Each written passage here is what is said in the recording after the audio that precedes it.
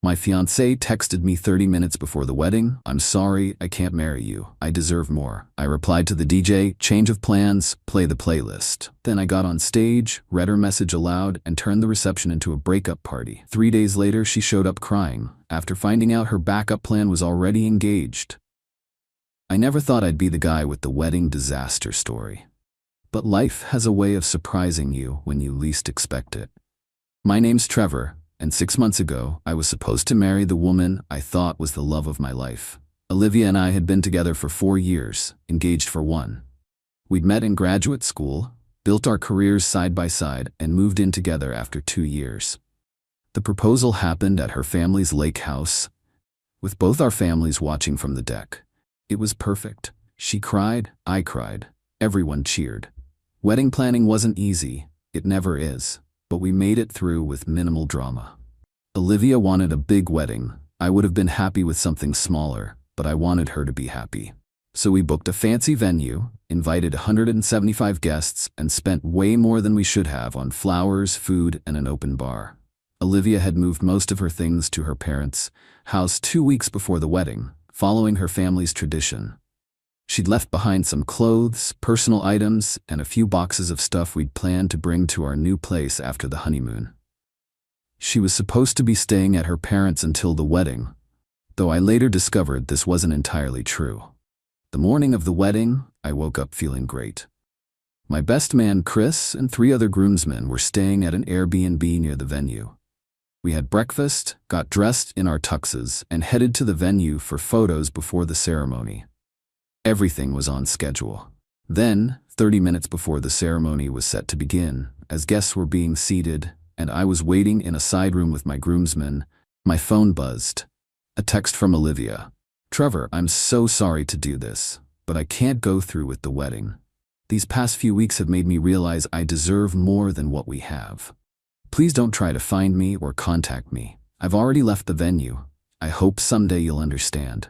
I stared at my phone, reading and rereading the message, convinced it was some kind of prank. But Olivia wasn't the pranking type. Chris noticed something was wrong and asked what happened. I showed him the text and his face went from confusion to anger. Is she serious? What does she mean? Deserve more? I have no idea, I managed to say, still in shock. Call her maid of honor, see if Olivia's actually gone. He did. Lauren, the maid of honor, answered in tears. Confirmed Olivia had indeed fled the venue about 20 minutes earlier. Hadn't explained anything to anyone, just grabbed her purse and phone and left. Her wedding dress was still hanging in the bridal suite. The wedding planner knocked on our door, wondering if we were ready to start. I showed her the text. To her credit, she didn't freak out. Instead, she asked what I wanted to do. What did I want to do? My fiancé had just ditched me at the altar with a cold text message. My first instinct was to hide in that room forever. My second was to run after Olivia and demand an explanation. But neither of those options felt right. Then I had a thought. We've already paid for everything, right? The venue, the food, the alcohol? Yes, the planner confirmed. Everything's been paid in full. And all our friends and family are here? They are. I looked at Chris, then back at the planner. Then let's have a party. Chris raised his eyebrows. What kind of party? A "my fiancé just dumped me" party. Tell the DJ to switch to the party playlist we made for after dinner, and tell the bartenders to start pouring. The wedding planner hesitated. I should check with the venue manager about changing the nature of the event. There might be contract issues. Please do, I said. Tell them I'll sign whatever they need. We're still using the same space, time, and services, just for a different kind of celebration. She stepped out to make a call, returning a few minutes later with a relieved smile. The manager says it's fine. They've seen worse wedding day disasters, and as long as we're not violating any laws, they're happy to accommodate the change. Within minutes, the planner had informed the venue staff of the change in plans. Chris took it upon himself to tell my parents and siblings, who were understandably shocked but rallied around me. I texted my close friends who were already seated, letting them know what was happening. At my request, the DJ announced over the mic that there had been a change in programming and asked everyone to move from the ceremony space to the reception hall. Confused guests made their way inside, where the lights were dimmed The dance floor was lit up, and the bar was open. The DJ was playing upbeat music instead of the classical pieces we'd selected for the ceremony. Once everyone was inside, I took the mic. My heart was pounding, but I was surprisingly calm. I had a quick moment of hesitation about sharing Olivia's private message, but decided that after leaving me at the altar, any expectation of privacy about the breakup itself was forfeited. "Thank you all for coming today," I began. "As you've probably figured out, there's not going to be a wedding." Murmurs spread through the crowd. About half an hour ago, Olivia sent me this text. I held up my phone and read her message aloud. Gasps and whispers rippled through the room. I saw Olivia's parents looking stunned and mortified near the back. "Now, we have two options," I continued. "We can all go home sad and confused, or we can take advantage of this beautiful venue, delicious food, and open bar that's already paid for, and have ourselves a party. I vote for the party." There was a moment of silence, then Chris started clapping. My college roommate whooped from somewhere in the crowd. Gradually, the applause built. I saw my mom wiping away tears but smiling. Olivia's parents slipped out the back door. I couldn't blame them. "DJ, crank it up," I said, handing back the mic. The music got louder, and people actually started dancing. The catering staff, after a nod from the wedding planner, began serving the cocktail hour appetizers. The bartenders poured with a heavy hand. What followed was one of the strangest, most cathartic nights of my life.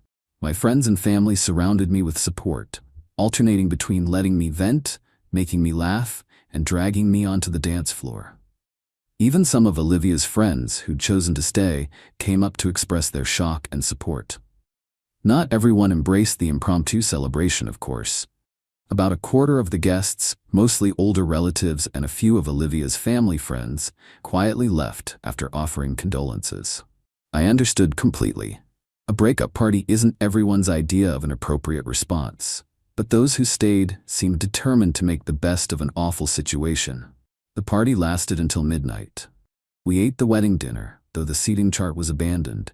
We drank all the alcohol. Someone convinced the DJ to play "I Will Survive," and the entire dance floor sang along at the top of their lungs. My dad, who never dances, did the electric slide. My teenage cousins taught my 80-year-old grandmother how to dab. Throughout the night, I kept checking my phone, half expecting Olivia to text again with an explanation. But there was nothing. The next morning, I woke up with a pounding headache in my own apartment. Chris had crashed on my couch to make sure I was okay. I had dozens of messages from wedding guests telling me how sorry they were, but also what a great time they'd had at the breakup party.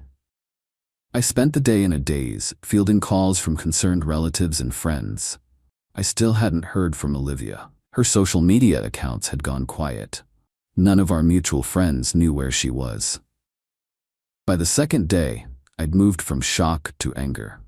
I boxed up all of Olivia's things from our apartment, which she'd moved out of 2 weeks before the wedding to stay with her parents, a traditional thing her family insisted on. I arranged with her sister to have them picked up. I canceled our honeymoon and got most of my money back. I drank too much whiskey and fell asleep watching mindless TV. On the third day after the non-wedding, my doorbell rang around 7 p.m. When I opened the door, there stood Olivia, her eyes red and puffy from crying, wearing the same kind of oversized sweater and leggings she always wore when she was upset. "Can I come in?" she asked in a small voice. Part of me wanted to slam the door in her face, but another part needed answers. So I stepped aside, letting her enter the apartment we'd shared for 2 years. She sat on the edge of the couch, perched like she might flee at any moment. I remained standing. "I'm sorry," she began, fresh tears welling up. "I handled everything so badly." "You think?" I replied, my voice surprisingly steady. "You left me at the altar with a text message, Olivia. A text message." I know it was awful." I panicked. "Why? What happened? What did you mean you deserve more?"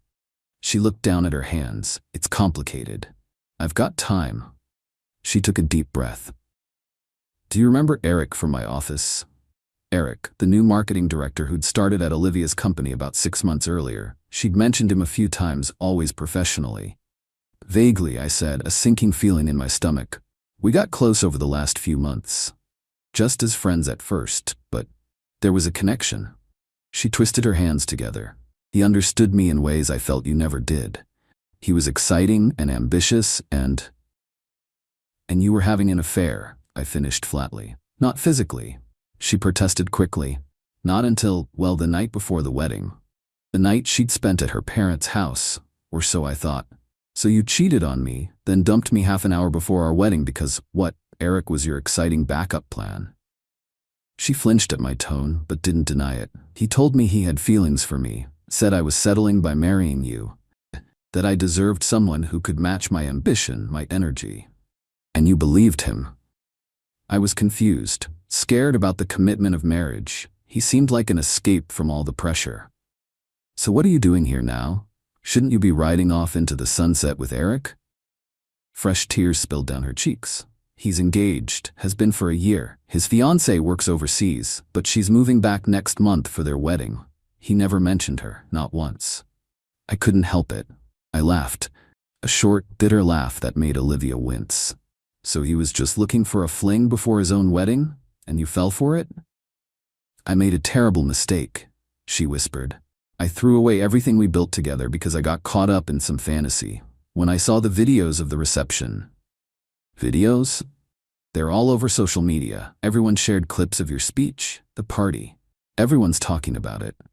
She pulled out her phone, showing me a TikTok someone had posted of me making my announcement, followed by the dance party that erupted later. It had over 100,000 views. Great, I muttered. I'm viral. You looked so strong, so in control. Meanwhile, I was hiding in a hotel room, waiting for Eric, who never showed up. When I finally reached him yesterday, he told me the truth about his fiancée, said he was sorry for the misunderstanding, but thought I knew it was just casual. I felt a strange mix of emotions. Vindication that Olivia had gotten her comeuppance, sadness for the relationship I'd lost, and an odd sense of pride that I'd handled the catastrophe with some dignity. What do you want from me, Olivia? I asked. Forgiveness? A second chance? I don't know, she admitted. Maybe both? I know I don't deserve either. But I still love you, Trevor. I made a horrible mistake, but our 4 years together had to mean something. I considered her words carefully. Part of me still loved her too. You don't just switch off 4 years of feelings. But the trust was shattered. The image of her was forever altered. You're right about one thing, I said finally. You don't deserve either. You didn't just make a mistake. You made a series of deliberate choices that culminated in humiliating me on what should have been the happiest day of our lives. And for what? For someone who was using you just like you used me. That's not fair. No, what's not fair is getting a breakup text 30 minutes before I was supposed to say I do. What's not fair is finding out the person you trusted most was living a double life. What's not fair is you showing up here only after your plan B fell through. She was crying openly now, not bothering to wipe away the tears. So that's it? We're done forever because of one mistake? This wasn't one mistake, Olivia. It was a betrayal of everything we were supposed to stand for, and I deserve more than that. I threw her own words back at her deliberately, watching them hit their mark. Please, Trevor, just give me a chance to make it up to you. I shook my head. I want you to leave. I've already packed your things. Your sister was supposed to pick them up tomorrow. Take them now instead. She looked around, noticing for the first time the stack of boxes by the door. You were already getting rid of me. You got rid of yourself. She stood slowly, her shoulders slumped in defeat. For what it's worth, I really am sorry. And watching those videos, seeing how you turned a nightmare into something positive, it just reminded me of all the reasons I fell in love with you in the first place. Too little too late, I said, though without malice. I was just stating a fact. I helped her carry the boxes to her car in silence. As she got into the driver's seat, she looked up at me one last time. The breakup party looked fun, she said with a sad smile. I wish I'd been there. No, I replied, you don't. Because everyone there knew exactly who you were and what you'd done. At least this way, you got to keep some dignity. I closed her car door and walked back inside without watching her drive away. It's been 6 months since then. The breakup party video did indeed go viral, landing me brief internet fame and even a few spots on morning talk shows. I've gotten hundreds of messages from strangers who experienced similar betrayals, thanking me for showing them a different way to respond to heartbreak. Olivia and I haven't spoken since that night. I heard through mutual friends that she quit her job and moved to another state for a fresh start. Eric got married as planned, though rumors spread through her old office about his behavior. As for me, I'm doing okay. Not great, not terrible, just okay. Some days I still miss the Olivia I thought I knew. Other days I'm grateful for the bullet dodged. The viral fame was weird but faded quickly, for which I'm thankful. If there's a lesson in all this, maybe it's that when life hands you an unexpected catastrophe, sometimes the best response is to crank up the music and dance anyway. It won't fix everything, but it beats the hell out of hiding in a room feeling sorry for yourself. And if your fiancé texts to dump you right before your wedding, well, at least make sure you get your money's worth from the venue.